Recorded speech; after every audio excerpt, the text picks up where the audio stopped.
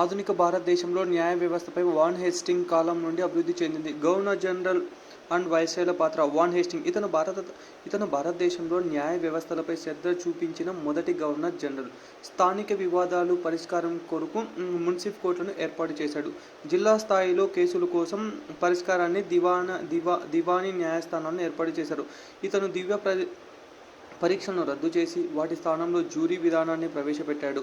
సదర్ దివానీ అదాలత్ అత్యున్నత సివిల్ న్యాయస్థానం, సదర్ నిజాం అదాలత్ అత్యున్నత క్రిమినల్ న్యాయస్థానం. వీటిని కలకత్తాలో ఏర్పాటు చేశాడు. ప్రత్యేక సివిల్ మరియు క్రిమినల్ న్యాయస్థానాలను క్రమబద్ధ శ్రేణిలో ఏర్పాటు చేశాడు.